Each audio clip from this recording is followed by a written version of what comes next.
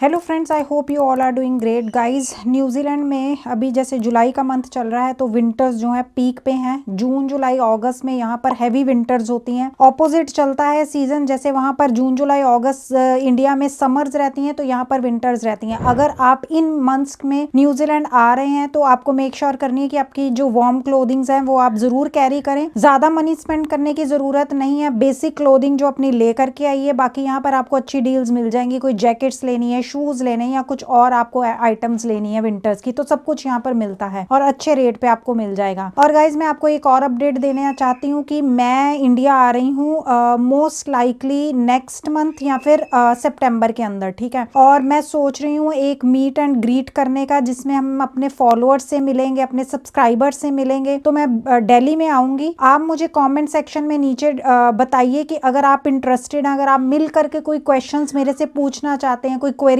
Clear करना चाहते हैं, कोई आपके मन में कोई डाउट्स हैं, कंफ्यूजन्स हैं जो कि आप मिल करके मेरे से क्लैरिफाई करना चाहते हैं, तो मुझे बताना। हम इस प्रोग्राम को जरूर फाइनल करेंगे, ठीक है। वीडियो पे वापस आते हैं। मुझे बहुत सारे स्टूडेंट्स के जो मैसेजेस आजकल आ रहे हैं, मुझे बच्चे ये क्वेश्चन जरूर पूछते हैं कि मैम हमें बताइए कि न्यूजीलैंड की मार्केट कैसी चल रही है। अगर हम अपनी स्टडी अब्रॉड की जर्नी जो है प्लान कर रहे हैं 2026 में या 2027 के इनटेक में, तो हमें बताइए कि वहाँ की ओवरऑल सिचुएशन कैसी है। तो गाइज मैं आपको एक बात बता दूं, यहाँ की जो मार्केट है ना, कोई भी आपको ब्लैक एंड व्हाइट में नहीं बता सकता। ना मैं आपको ये कह सकती हूँ कि मार्केट बहुत अच्छी चल रही है, ना मैं आपको कह सकती हूँ कि बहुत बेकार चल रही है। अब इसका आंसर किस पे डिपेंड करता है कि आपका जो कोर्स है, जो कोर्स आप सिलेक्ट करने जा रहे हैं, उसकी क्या डिमांड है मार्केट के अंदर, जिस इंडस्ट्री से आप आ रहे हैं, जो जॉब एक्सपीरियंस आपके पास ऑलरेडी है, वो जॉब एक्सपीरियंस के बेस पर आपको किस टाइप की यहाँ पर जॉब मिलेगी, उसका स्कोप क्या है। जो जॉब ऑलरेडी आप कर रहे हैं वो हाई इन डिमांड है क्या, उसकी स्किल शॉर्टेज चल रही है। तो ये सारी चीजें मिल करके डिसाइड करेंगी कि आपके लिए यहाँ की जो जॉब मार्केट है एक अच्छी साबित होगी या नहीं अच्छी साबित होगी, ठीक है। तो ये सारी चीजों के ऊपर ये सारा डिपेंड करेगा। अगर आप अपनी जर्नी प्लान कर रहे हैं, स्टडी अब्रॉड की जर्नी 2026 में या 2027 में, और आपको हेल्प चाहिए कोर्स सिलेक्शन में, यूनिवर्सिटी एडमिशन में, वीजा प्रोसेसिंग में, तो आप इनको कॉन्टेक्ट कर सकते हैं। इनके पास इन हाउस टीम बैठी है, कंसल्टेंट्स बैठे हैं, एक्सपर्ट्स बैठे हैं जो आपको गाइड करेंगे बेस्ड ऑन योर प्रोफाइल। आपके प्रोफाइल के बेसिस पर सारा आपका प्रोफाइल एनालाइज किया जाएगा, उसके बेसिस पर आपको बताया जाएगा आपके लिए ये वाली कंट्री सूटेबल है, ये वाली आप यूनिवर्सिटी के अंदर जाएं और ये वाला कोर्स जो है वो पिक करें। क्योंकि आजकल मैंने देखा बहुत सारे कंसल्टेंट्स जो हैं, बहुत सारी एजेंसीज जो हैं, रेंडमली कोई भी कोर्स बच्चों को पकड़ा देते हैं। वो बोलते हैं अच्छा ये वाला कोर्स कर लो, क्यों? क्योंकि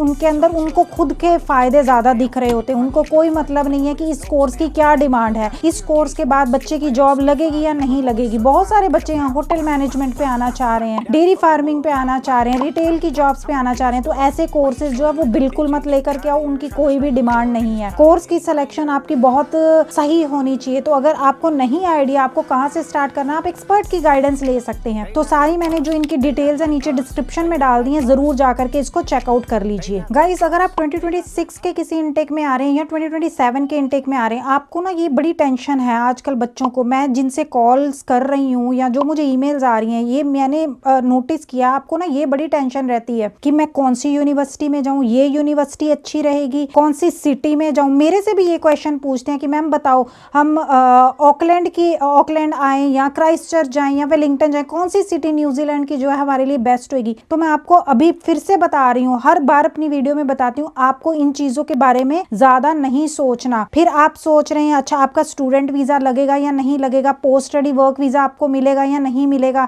रेजिडेंसी न्यूजीलैंड में होगी या नहीं होगी, पीआर कैसे होगी, सिटीजनशिप। आप बहुत दूर दूर का सोच रहे हैं। इन सारी चीजों को सोचना छोड़ो। आपका मेन फोकस किस पे होना चाहिए, आपका लेजर फोकस किस पे होना चाहिए, आपका फोकस होना चाहिए कोर्स की सिलेक्शन पर। अगर आपने अपना मन बना लिया है मैंने न्यूजीलैंड पढ़ने जाना या ऑस्ट्रेलिया पढ़ने जाना या कोई भी कंट्री वर्ल्ड में पढ़ने जाना है, तो सबसे पहले आप ये देखो कि उस कंट्री के अंदर मेरे को कौन सा कोर्स लेना चाहिए। क्योंकि आपके कोर्स, राइट कोर्स अगर आप चूज करेंगे, उसके ऊपर आपका आगे का सारा फ्यूचर जो है वो टिका हुआ है, उसके ऊपर सब कुछ चीजें डिसाइड होंगी, उसके ऊपर आपको पता लगेगा कि आपकी रेजिडेंसी होगी या नहीं होगी। आपने मान लो मन बना लिया कि मैंने न्यूजीलैंड पढ़ने जाना है, अब किसी भी आप एजेंसी को अप्रोच करेंगे, अपना फीस वगैरह देंगे, उनकी सारी प्रोसेसिंग डॉक्यूमेंटेशन देंगे, तो आपका वीजा लगने चला जाएगा। सब कुछ सही हो, आपका स्टूडेंट वीजा भी मिल जाएगा। तो स्टूडेंट वीजा की आपको टेंशन लेने की जरूरत जरूरत नहीं है। पोस्ट स्टडी वर्क वीजा भी आपको मिल जाएगा। आपको अपना मेन फोकस किस पे लगाना है, जो कोर्स मैं पिक करने जा रहा हूँ उसकी क्या डिमांड है न्यूजीलैंड के अंदर, क्या उस कोर्स को करने के बाद मेरी जॉब जो है वो आसानी से लगेगी। उस फील्ड के अंदर जो लोग ऑलरेडी काम कर रहे हैं उनसे कांटेक्ट करो, उनसे पूछो कि भैया बताओ आपकी कंपनी में कुछ वैकेंसीज निकल रही हैं, इस कोर्स की या इस फील्ड की, इस स्किल सेट की क्या डिमांड चल रही है न्यूजीलैंड की। इस पे आपका सारा फोकस होना चाहिए। सिर्फ और सिर्फ अपना फोकस लगाओ कोर्स की सिलेक्शन के ऊपर और मेरे को जॉब कैसे सिक्योर करनी है। जॉब मार्केट को पूरा अच्छे से गेज करो, जहां पर भी बैठे हैं देखो, सीख पे अपना जिस भी जॉब टाइटल पे आपने जाना कोर्स करने के बाद उसको जरा डाल करके देखो, सीख पे कितनी जॉब्स आपको दिखाता है। इधर उधर की बातों को मत सोचो, ये सारी चीजें everything will fall in place जब आपकी राइट कोर्स सिलेक्शन हो जाएगी और आपकी जॉब सिक्योर हो जाएगी। जॉब सिक्योर करना is the main thing, specially New Zealand Australia के अंदर। अब हम 2026 में हैं तो ये डेफिनेटली सेम जॉब मार्केट नहीं है जो पिछले 5 या 6 साल में होती थी। पहले क्या होता था, कोई भी ग्रेजुएशन कर लो, कोई भी कोर्स कर लो, मतलब आपके ऊपर एक स्टैंप लगनी चाहिए कि आपने यहाँ पर पढ़ाई की है, जॉब तो आपको मिल जाएगी। अभी ऐसा नहीं है। पार्ट टाइम जॉब्स इजीली मिल जाती थी पहले, अब वो भी सीन डिफरेंट है। कोई भी कोर्स, कोई भी डिग्री, ग्रेजुएशन डिप्लोमा करने के बाद आपको जॉब मिलेगी ऐसा नहीं है। कोर्स की सिलेक्शन परफेक्ट होनी चाहिए, उसके बेस पर आपकी जॉब लगेगी, ठीक है। और जो कंपनीज हैं वो भी अब काफी सिलेक्टिव हो गई हैं। कंपनीज को स्किल चाहिए, कंपनी को प्रॉपर स्किल सेट चाहिए, क्या आप स्किल सेट लेकर के आ रहे हैं,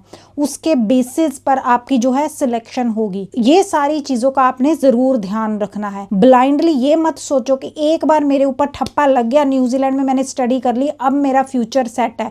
मैंने बहुत सारे स्टूडेंट्स ऐसे देखे हैं और इनफैक्ट आए दिन मैं देख रही हूँ जो कि रैंडम कोर्सेज पे आते हैं और उसके बाद उनकी जॉब नहीं लगती, सर्वाइवल वाली जॉब्स करते हैं, कैश पे जॉब्स करते हैं और हार करके उनको वापस अपनी कंट्री में जाना पड़ता है। मैं नहीं चाहती आपके साथ ये सब हो, इसलिए बार बार मैं आपको ये चीज एम्फसाइज करके बता रही हूँ कि जब भी आपने अपना कोर्स सिलेक्ट करना है उसकी सिलेक्शन सटीक होनी चाहिए। नेक्स्ट वेरी इंपॉर्टेंट चीज जो है, जो कि बहुत बच्चे जो है गलती कर देते हैं, इनिशियल डेज पे वो सर्वाइवल जॉब्स करते हैं। हो सकता है कि आपको अपने फील्ड की जो है जॉब ना मिले, हो सकता है आपको कहीं रिटेल में, वेयर हाउस में या मैकडॉनल्ड ऐसी किसी जगह पर जॉब करनी पड़े। अब जब ऐसी जगह पे आप जॉब करेंगे आप इतने ज्यादा उसमें मगन हो जाते हैं ना कि आप अपने एक्चुअल फील्ड को भूल जाते हैं। आप कहते हैं कि हाँ डॉलर तो मेरे बन रहे हैं तो इट इज ओके, वो काम आपने नहीं करना। जिस भी स्किल सेट के आप है, जिस भी इंडस्ट्री को बिलोंग करते हैं, वहां पर अपना सीवी जो है भेजते रहिए, अप्लाई करते रहिए, ठीक है। आपने सर्वाइवल जॉब के ऊपर डिपेंड नहीं करना। आपका अल्टीमेट गोल क्या है, जो कोर्स आपने किया है उसके रिलेटेड आपको जॉब एक दिन सिक्योर करनी है। अगर आपके हाथ में स्किल सेट है ना तो आपकी वो जो जर्नी है बड़ी ईजी हो जाएगी। कुछ ना कुछ सीख करके आओ अपनी ही कंट्री से। यहाँ पर जैसे ये जो ट्रेड की जॉब्स है ना उसमें बड़ी सही रहते हैं, वहां पर बहुत सारे बच्चे काम भी करते हैं। पर हमारे जो इंडिया से बच्चे आते हैं उनको थोड़ी सी वो आती है, उनको लगता है कि यार ये छोटी जॉब्स है, मैं इसमें नहीं आना चाहता। पर यहाँ पर अच्छे पैसे बन जाते हैं। ट्रेड की किसी भी जॉब्स में चले जाओ, जैसे इलेक्ट्रीशियन है, प्लम्बर है, कार मैकेनिक है, टाइलर का काम करते हैं, पेंटर का काम करते हैं। यहाँ पर हर चीज को इक्वली देखा जाता है और इक्वल इंपॉर्टेंस मिलती है। ऐसा नहीं है कि जो लोग ट्रेड की जॉब्स में है तो उनके साथ बुरा बर्ताव होता है, ऐसा कुछ नहीं है। इनफैक्ट वो हम लोगों से ज्यादा रिच लोग होते हैं। तो ऐसा कुछ साइड स्किल जो है जरूर सीख के आना, उससे आपकी जर्नी जो है वो इजी हो जाएगी। और जब भी आपने जॉब्स पे अप्लाई करना है, अगेन एक चीज़ का ध्यान रखना है, जॉब की जो डिस्क्रिप्शन है उसको अच्छे से पढ़ो और उस डिस्क्रिप्शन के कुछ पॉइंट्स अपने सीवी कवर लेटर के अंदर एडजस्ट करो। उससे क्या होगा, जब फिर आप इस तरीके से जॉब्स पे अप्लाई करेंगे आपका जो सीवी है फर्स्ट स्टेप से शॉर्टलिस्ट हो जाएगा, ठीक है। और वो किसी ह्यूमन के पास पहुंच जाएगा। पहले उसको सॉफ्टवेयर स्कैन करता है, वो देखता है कि जो कीवर्ड हमने अपनी जॉब डिस्क्रिप्शन के अंदर डाले हैं क्या वो कीवर्ड इस सीवी के अंदर मौजूद हैं। अगर हैं तो वो फिर उसको उठाता है और उसको एचआर के पास भेजता है। तो कस्टमाइज्ड सीवी कवर लेटर से अपनी जॉब को अप्लाई करना, रैंडमली आंखें बंद करके 20-20, 25-25 जॉब्स पे अप्लाई नहीं करना, उसका कोई फ़ायदा नहीं है। एक और चीज़ का ध्यान कर लेना, सिर्फ वो वाली जॉब्स पे अप्लाई करो जहाँ पर स्पॉन्सरशिप पॉसिबल है। बहुत सारी जॉब्स ऐसी होती हैं जहाँ पर सीधा उन्होंने लिखा होता है कि हम आपके पास अगर वर्किंग राइट्स हैं तो ही आप अप्लाई करना। तो उन पे अगर आप अप्लाई करते जाएंगे उसके बाद आपको अगर कोई रिस्पॉन्स नहीं मिलता, फिर आप कहेंगे कि यहाँ जॉब नहीं लग रही, यहाँ की जॉब मार्केट बेकार है। जहाँ पर स्पॉन्सरशिप अवेलेबल होगी, जहाँ पर पॉसिबल होगी, सिर्फ उन्हीं जॉब्स पे अप्लाई करो। अपना टाइम जो है बैठ करके वेस्ट नहीं करो। अब वीडियो को कंक्लूड करते हैं।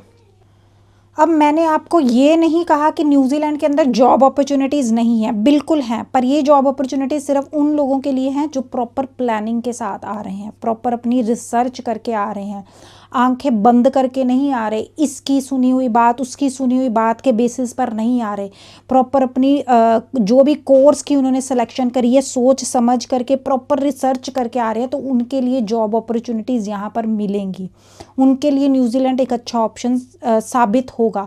जो लोगों ने बोला कि हाँ इसने ये कोर्स ले लिया उसने वो कोर्स ले लिया, मैं भी इस पे चला जाता हूँ, मैं भी, उसकी सिचुएशन आपकी सिचुएशन सेम नहीं हो सकती, हर बंदे की सिचुएशन डिफरेंट होती है, तो उन लोगों के लिए ये काफ़ी रिस्की ऑप्शन हो सकती है। तो आई होप कि आपको आज का वीडियो अच्छा लगा होगा, अगर अच्छा लगा तो चैनल पे बने रहना, आपको सारी ऑथेंटिक इन्फॉर्मेशन जो है इस चैनल पे मिलती रहेगी। और फिर मिलती हूँ आपको नेक्स्ट वीडियो में। Till then take care and bye bye.